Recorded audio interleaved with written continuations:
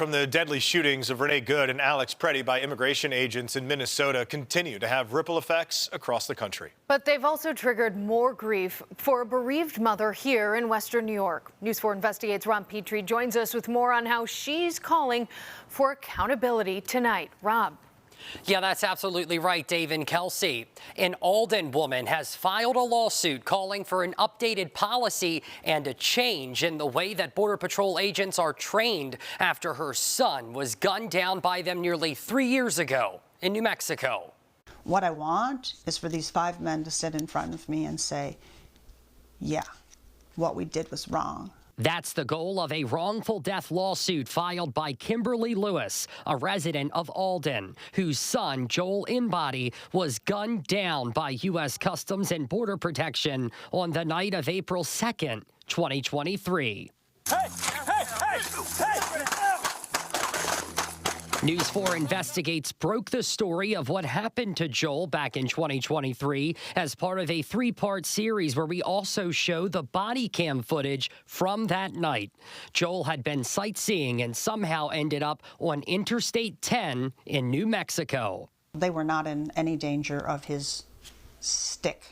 After failing to pull over at a checkpoint, a chase ensued between Border Patrol and Joel for about 45 minutes. After deploying spike strips, Joel gets out of the car with a shirt in one hand and an 18-inch wooden tire knocker in the other. The body cam footage shows him walking away when agents follow. Stop right there.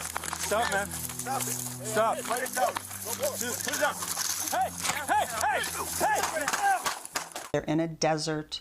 It's dusk. He's alone. Even if he's not in mental distress, how could you not be terrified of 5 guys with guns pointed at you? Agents tried twice to use an electronic control device to get Joel to comply. Both times, the prongs were blocked by his shirt. They followed him for about 4 minutes until an agent fell backwards while approaching him, at which point Joel swings the tire knocker at the agent on the ground. Within a second, 3 of the 5 agents who were there that night shot a total of 16 rounds, striking Joel multiple times. Hey, man, we're not trying to hurt you. Certainly are. No, we're not. No, we're not. Lewis tells News 4 Investigates that Joel suffered from mental health issues, which she suspects caused him to respond the way he did that night. They needed to sit still and take the time to get somebody on site, if it's not them, that could help manage the situation so that it ended peacefully. The federal government responding to the lawsuit after it was filed, saying Inbody's negligence led to his death, not the actions of the agents. The checkpoint Joel encountered was roughly 50 miles away from the border.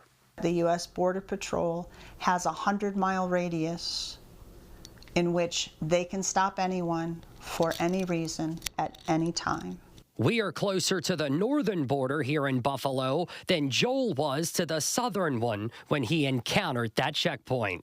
Right here, we are less than 30 miles from the border where we're sitting right now. They could set up a checkpoint on our street and require us to stop without any reason, without reasonable cause, without anything. That's another piece that has to change. Yeah, the U.S. Attorney's Office of New Mexico responding to that lawsuit saying, quote, the United States denies that the shooting was unjustified. Now, there is a lot more to this story, along with our prior reporting back in 2023, all of which you can find up on our website. Reporting live here in studio, Rob Petrie, News 4.